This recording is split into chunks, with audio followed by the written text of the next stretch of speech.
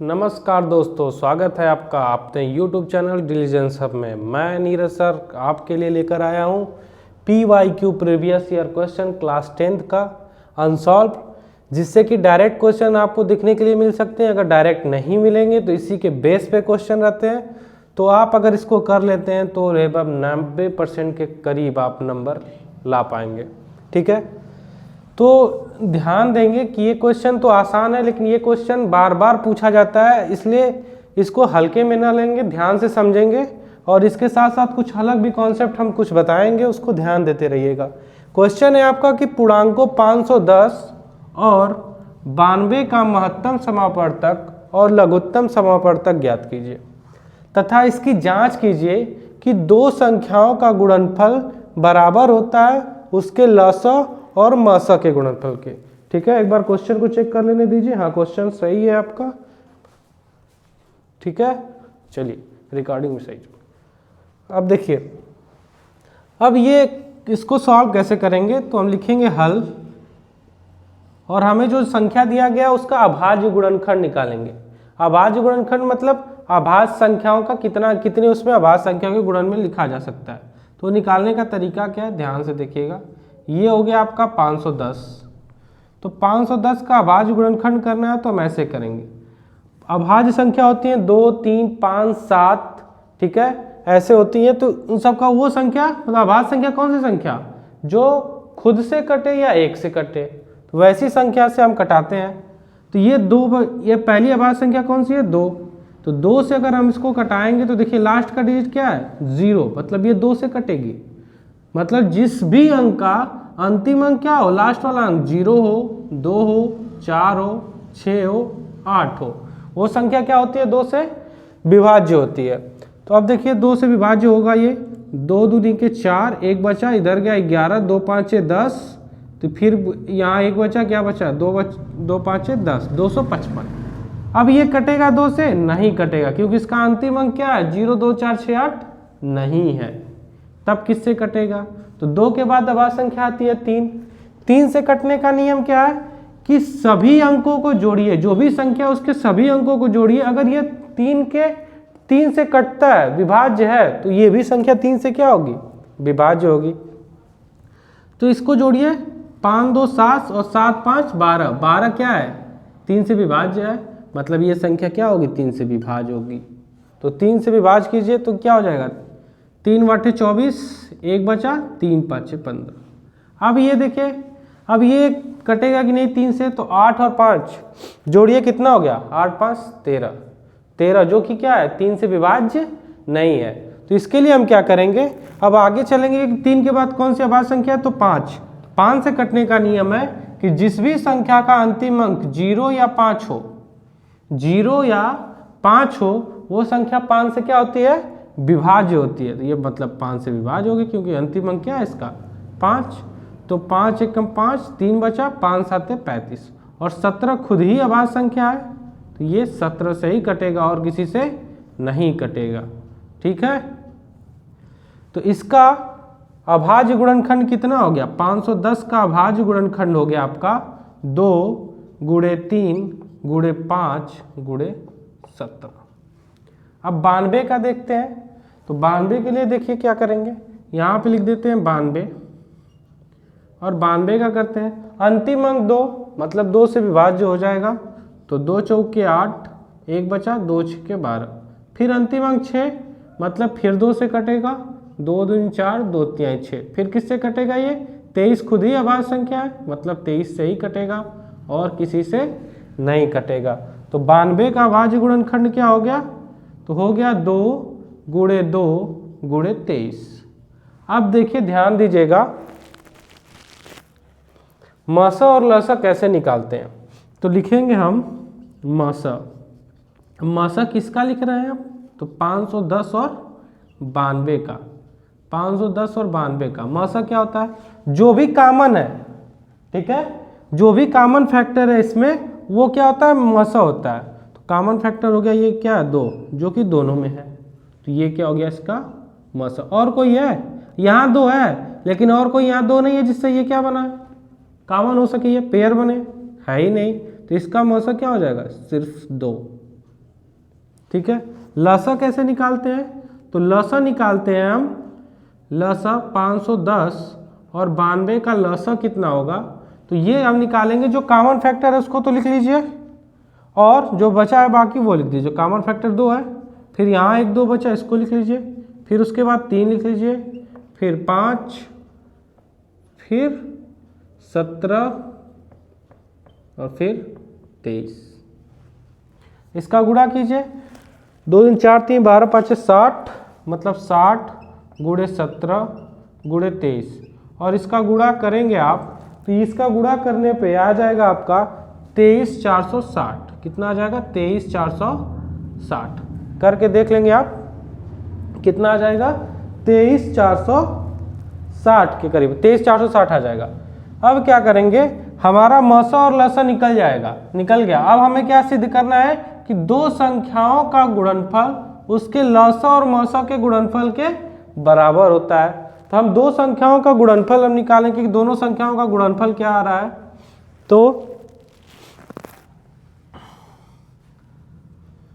तो हम क्या निकालेंगे, दोनों संख्याएं दोनों संख्याएं कौन कौन सी हैं, 510 तथा 92 का गुणनफल।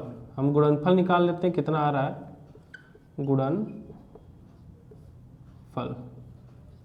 गुणनफल कितना हो जाएगा, तो 510 गुणे 92, ये कितना आ जाएगा, तो ये आ जाएगा आपका 46920। कितना आ जाएगा, 46920। गुणा करके देख लेंगे आप कितना आ जाएगा, 46920। अब हम क्या करेंगे, दोनों संख्याओं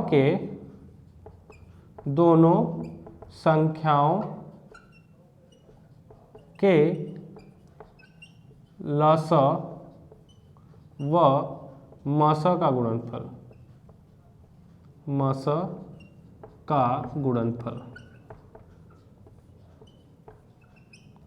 बराबर, देखिए यहाँ से 2 मसा निकल गया और लसा कितना है 23460। अब गुणा कीजिए इसका, तो 2 का 0 में गुणा करेंगे 0, 2 6 के 12, 2 1 बचा, 2 चौको 8 1 9, 2 3 6, 2 2 4, 46920। क्या आ गया, दोनों का गुणनफल बराबर आ गया। दोनों संख्याओं का लसा मसा का गुणनफल और दोनों संख्याओं का गुणनफल दोनों बराबर हो गया। तो अतः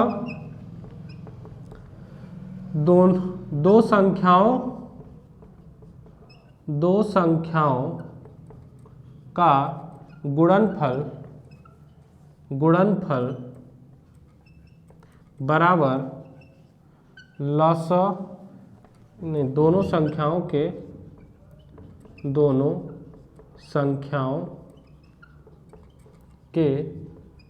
लसा तथा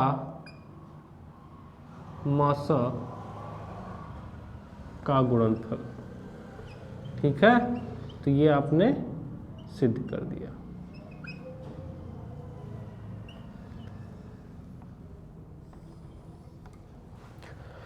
चलिए, तो इसको एक बार और समझ लीजिए कि हम क्या करेंगे, इसका अभाज्य गुणनखंड निकालेंगे, जो कि ये आया 510 का, 92 का ये आया।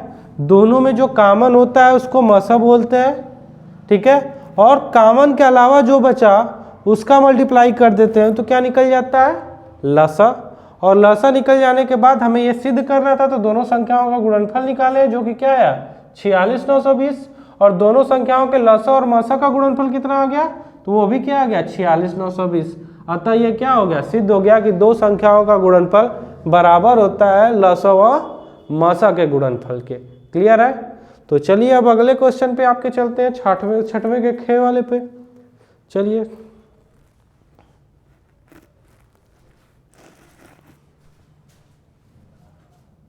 आपका अगला क्वेश्चन है कि 6 सेंटीमीटर त्रिज्या का एक वृत्त खींचिए, इसके केंद्र से 10 सेंटीमीटर दूरी पर स्थित एक बिंदु से वृत्त पर स्पर्श रेखा युग्म की रचना कीजिए और उनकी लंबाइयां मापिए। ठीक है, तो ध्यान दीजिएगा, जब भी कह दे कि रचना कीजिए तो हमें रचना लिखना भी पड़ता है, रचना करने के बाद रचना लिखना भी पड़ता है, और रेखा युग्म खींचना हमें। अब ध्यान से देखेंगे, 6 सेंटीमीटर त्रिज्या का एक वृत्त खींचना है और केंद्र से कितने 10 सेंटीमीटर की दूरी पर स्थित बिंदु से। ठीक है, क्लियर। हम मान लेते हैं कि ये क्या है, एक वृत्त का केंद्र है। क्या है, वृत्त का केंद्र है और केंद्र से 10 सेंटीमीटर की दूरी की लंबाई ले लेते हैं। कितना, 10 सेंटीमीटर। ठीक है, और इसमें कहा है कि 6 सेंटीमीटर त्रिज्या के वृत्त के केंद्र से ये गया है। तो हम क्या करेंगे कि अपने प्रकार में, ठीक है, अपने कंपास में कितने का 6 सेंटीमीटर की लंबाई ले लेंगे। 6 सेंटीमीटर की लंबाई अपने कंपास में ले लेंगे और इसको केंद्र मानकर एक क्या करेंगे, हम वृत्त खींचेंगे। तो क्या करेंगे, हम वृत्त खींचेंगे। मान लेते हैं कितना 6 है, तो इससे आधे से अधिक दूरी पे आएगा।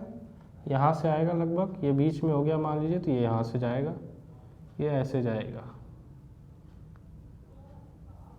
थोड़ा सा टेढ़ा बन रहा है, एक सेकेंड।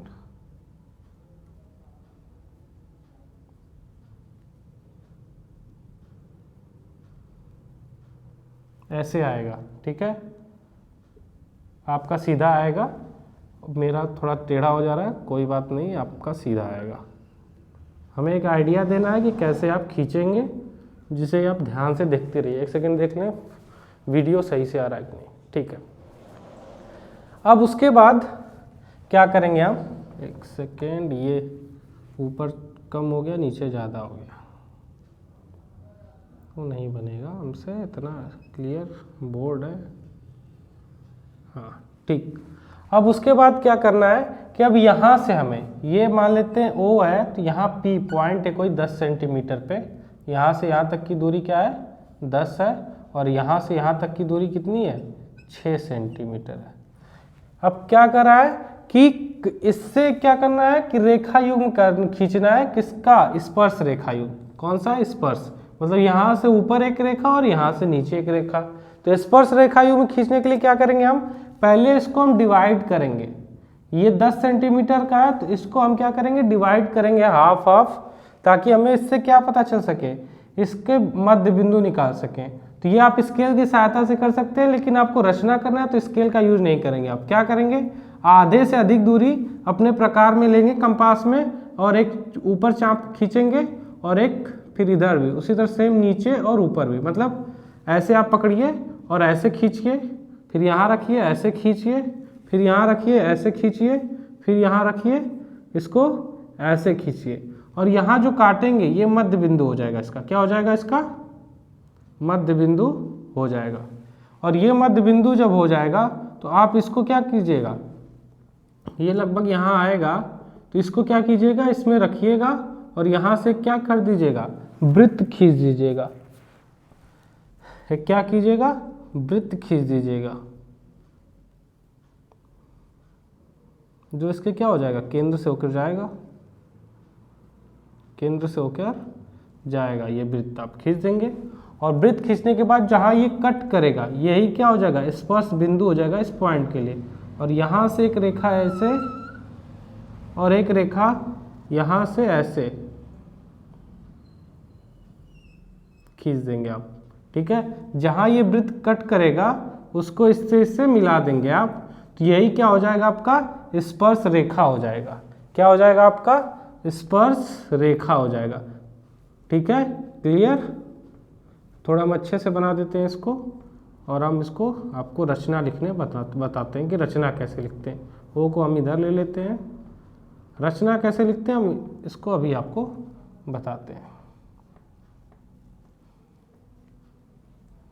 ये P पॉइंट को हम यहाँ दिखा देते हैं, ये आपका P पॉइंट है। ठीक है, और OP ये हम लिख देते हैं Q और R। ठीक है, ध्यान से देखिएगा आप। अब हमें कहा कि इसकी लंबाई भी मापना है, तो आप देखिए लंबाई स्केल की सहायता से नाप के लिख दीजिएगा कितना होगा, लेकिन आप निकाल भी सकते हैं। आपको पता होगा कि स्पर्श रेखा क्या होता है, केंद्र पर क्या होता है, केंद्र से अगर ये लंब रहता है, ठीक है, यहाँ से ऐसे एक लाइन ड्रा करें तो ये क्या होता है, इस पर परपेंडिकुलर रहता है। तो ये परपेंडिकुलर हो गया, ये टोटल कितना है 10। तो ये बताइए, ये 10 और ये आपका कितना, ये हो गया रेडियस, मतलब ये भी 6 होगा, ये 10 और ये 6, और ये क्या पर, ये राइट एंगल ट्रायंगल, समकोण त्रिभुज, तो ये 10 ये 6 तो ये कितना हो जाएगा 8, कितना हो जाएगा 8, मतलब PQ की लंबाई कितनी हो जाएगी, ये PQ, इसको PQ डैश लिख लीजिए, PQ और PQ डैश की लंबाई कितनी निकल जाएगी आपकी 8 निकल जाएगी। नहीं समझ में आ रहा तो ध्यान समझिएगा, ये लंब हो जाएगा, ये आधार हो जाएगा, ये कर्ण हो जाएगा। तो आपको पता है कि लंब क्या होता है, लंब का स्क्वायर होता है कर्ण का स्क्वायर माइनस आधार का स्क्वायर। तो 10 का स्क्वायर कितना हो गया 100 और 6 का स्क्वायर 36, 100 में से 36 गया कितना बचा 64, ठीक है। PQ का स्क्वायर इक्वल टू 64, मतलब PQ इक्वल टू कितना आ गया 8 आ गया। तो ये आप रचना करेंगे और PQ की लंबाई 8 सेंटीमीटर। ये आप स्केल की सहायता से भी लिख सकते हैं, जरूरी नहीं कि आप ऐसे निकालें, लेकिन अगर आप चाहते हैं कि मैं ऐसे ही बता दूं तो ये ऐसे भी निकल सकता है। ये कितना हो जाएगा 8 सेंटीमीटर। अब ध्यान दीजिएगा रचना क्या लिखेंगे हम रचना कैसे लिखेंगे, यहाँ पे हल लिखेंगे, ठीक है। हल रचना में क्या लिखेंगे आप, रचना में पहला लिखेंगे, पहला क्या लिखेंगे OP एक 10 सेंटीमीटर का रेखा खींचा। जैसे जैसे आप करते हैं वैसे वैसे करते जाएंगे। आपने क्या किया कि OP एक 10 सेंटीमीटर का रेखा खींचा। दूसरा क्या किया आपने कि O को केंद्र मानकर, O को केंद्र मानकर, आप O को केंद्र मानकर क्या किए, एक 6 सेंटीमीटर त्रिज्या का वृत्त खींचे। तो लिखेंगे O को केंद्र मानकर 6 सेंटीमीटर त्रिज्या का एक वृत्त खींचा। दूसरा काम आपने, उसके बाद तीसरे लाइन में आपने क्या किया, तीसरा OP के मध्य बिंदु से एक वृत्त खींचा। OP के मध्य बिंदु से एक वृत्त खींचा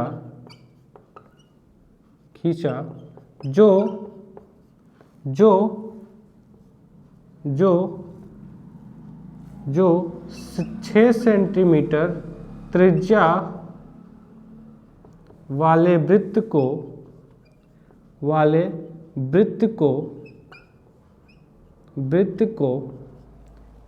Q तथा Q डैश पर क्या करता है, प्रतिच्छेद करता है। क्या करता है, प्रतिच्छेद करता है। उसके बाद चौथा आपने क्या किया कि PQ तथा PQ डैश को मिलाया, PQ तथा PQ डैश को मिलाया, जो कि क्या है, जो कि अभिष्ट स्पर्श रेखा युग्म है, ठीक है। और उसके बाद क्या करना है, उनकी लंबाइयाँ, तो PQ बराबर PQ डैश बराबर 8 सेंटीमीटर, ठीक है। तो ये आपका हो गया आंसर। ऐसे आप रचना लिखेंगे, मतलब जो जो आप काम किए हैं वो लिखना है कि OP एक 10 सेंटीमीटर का रेखा खींचा, O को केंद्र मान के 6 सेंटीमीटर का क्या खींचा, एक वृत्त खींचा। OP के मध्य बिंदु, इसको क्या किए, अर्धक किए, अर्धक करने पे यहाँ मध्य बिंदु आया तो इससे क्या खींचा, वृत्त खींचा। जो वृत्त कहाँ काट रहा है, 6 सेंटीमीटर वाले वृत्त को Q और Q डैश पे। तो फिर मैंने क्या किया कि PQ तथा PQ डैश को मिलाया, वही क्या है, एक स्पर्श, अभिष्ट स्पर्श रेखा युग्म है, ठीक है। तो ऐसे रचना लिखते हैं। और तो ये बस इतना ही करना है आपको इस क्वेश्चन में। चलिए तो अगले क्वेश्चन की तरफ चलते हैं हम।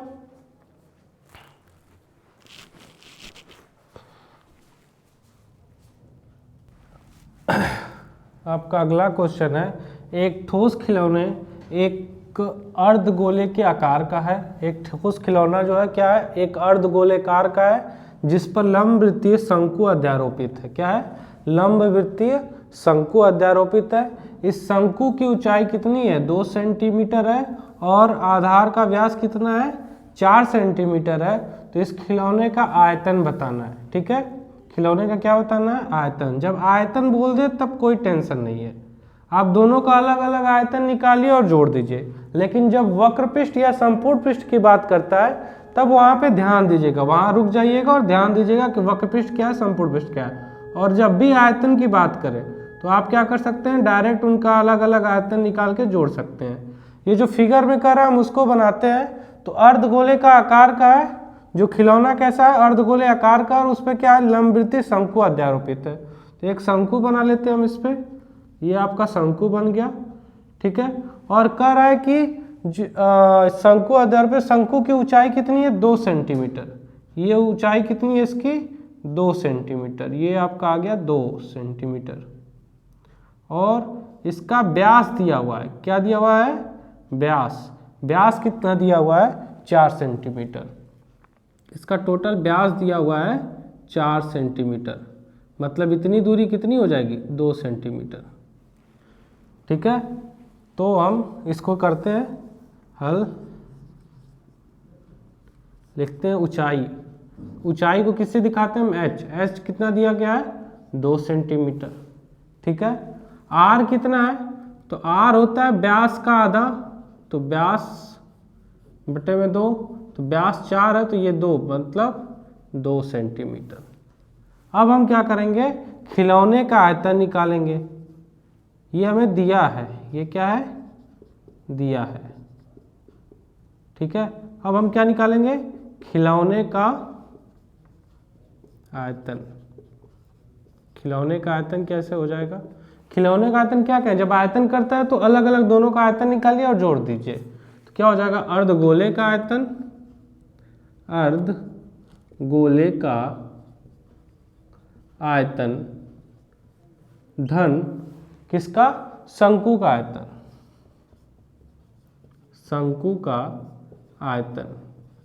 तो अर्धगोले का आयतन क्या होता है, अर्धगोले का आयतन होता है 2/3 पाई r क्यूब। शंकु का आयतन कितना होता है, तो 1/3 पाई r स्क्वायर h। दोनों में से कॉमन क्या निकल जाएगा, तो 1/3 पाई r स्क्वायर कॉमन निकल जाएगा। तो बचेगा यहाँ क्या, यहाँ बचेगा 2r और यहाँ बचेगा h। तो 1/3 हो गया। ये पाई की वैल्यू कितनी होती है, 22/7। r की वैल्यू कितना है, 2, तो 2 गुणे 2, और यहाँ पे 2 रखेंगे तो 2 गुणे 2 प्लस h की वैल्यू 2। तो ये कितना हो गया, 1/3 गुणे 22/7 गुणे 2 गुणे 2, 2 दूनी 4, 2 6, और ये 3 दूनी के 6 कट गया। तो ये कितना हो गया, 22 गुणे 2 दूनी 4 दूनी 8 और 7, और ये कोई 8 दूनी 16 और 8 दूनी 16 1 17, 176/7 डिवाइड करेंगे तो कितना हो जाएगा, 7 दूनी 14, 14 3 बचा, 7 5 35, 1 बचा, तो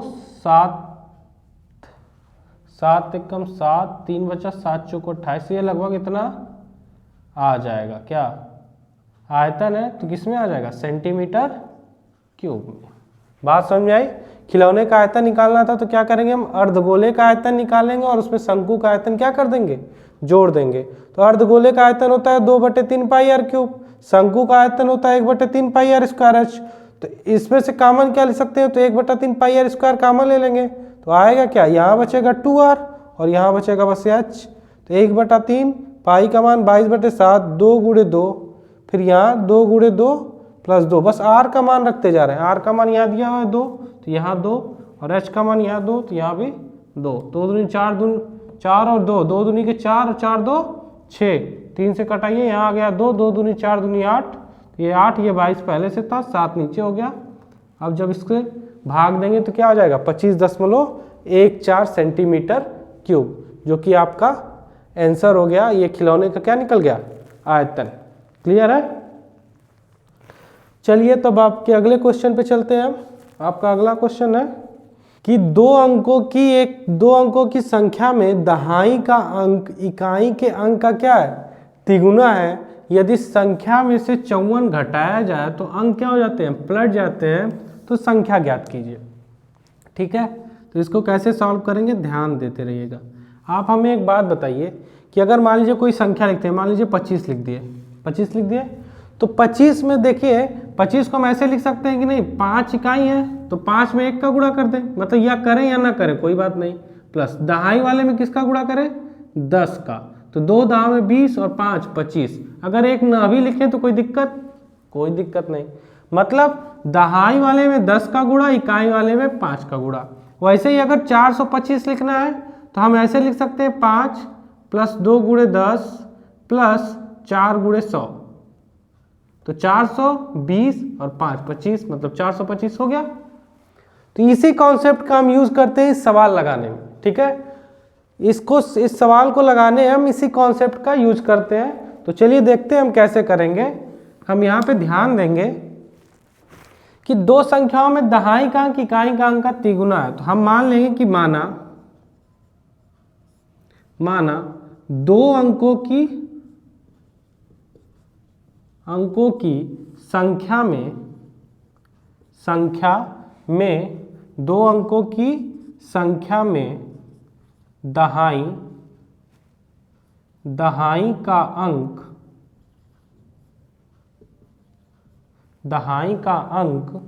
y तथा इकाई का अंक x है। ठीक है, मान लेते हैं कि दो अंकों की संख्या जिसमें दहाई का अंक y तथा इकाई का अंक x है। तो बताओ संख्या क्या हो जाएगी। तो संख्या कैसे लिखेंगे हम, दहाई वाले में 10 का गुणा और इकाई वाले में 1 का गुणा। तो लिखिए चाहे ना लिखिए वो यही हो जाएगा। अब प्रश्नानुसार क्या कर रहा है,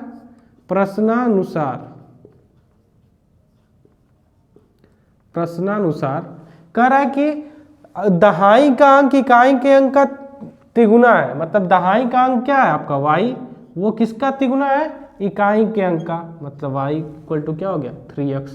ये हो गया आपका समीकरण 1। दूसरी बात क्या कर रहा है कि यदि संख्या में से क्या किया जाए, 54 घटाया जाए, मतलब 10y + x में से 54 घटा दिया जाए तो क्या हो जाता है, संख्या पलट जाती है, मतलब y x की जगह और x y की जगह, 10x + क्या हो जाएगा y। ठीक है, 54 घटाया जाए तो अंक क्या हो जाते हैं, पलट जाते हैं। तो हमने पलट दिया। आगे देखिए, अब इसमें हम क्या करेंगे, अब सॉल्व कीजिए इसको। तो ये हो जाएगा 10y + x -54 को उधर भेजिए, उस सबको उधर लाए तो -10x - y, ये 54 उधर गया तो ये 54 हो गया। 10y, ये देखिए 10y है, ये y, तो यहाँ क्या बचा 9y, या x - 10x मतलब -9x, और ये हो गया 54। यहाँ से कॉमन क्या ले सकते हैं हम, 9 कॉमन ले लीजिए तो क्या हो गया y - x = 54। 9 से भाग दे दीजिए, y - x = क्या निकल गया, 9 × 6 = 54। तो ये हो गया आपका समीकरण 2। अब समीकरण 1 से y का मान समीकरण 2 में रखिए। तो यहाँ लिखिए समीकरण 1 व 2 से y का मान रखिए यहाँ पे, तो 3x - x = 6।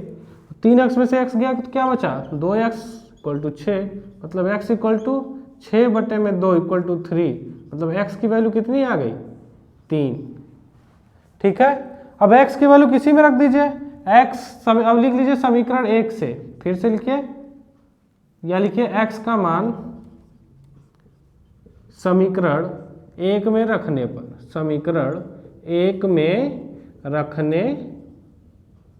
पर, रख दीजिए। 1 में रखेंगे तो y = क्या निकल जाएगा, 3x, मतलब 3 × 3, y का मान कितना आ गया 9, y का मान कितना आ गया आपके 9। तो y का मान 9 हो गया, x का मान 3 हो गया, तो संख्या क्या हो जाएगी? तो अतः संख्या क्या हो जाएगी आपकी? 10 गुणे y मतलब 10 गुणे 9 प्लस x का मान 3, तो 10 9 90 और 3 93, कितने हो जाएगी संख्या? 93 93 हो जाएगी। ठीक है, तो ये आपके छठवें के घ का क्वेश्चन हो गया। इसका आंसर कितना आ गया? 93। क्लियर है? चलिए, तो आज के लिए इतना ही रखते हैं और आप बाकी हम देखेंगे कल। ओके।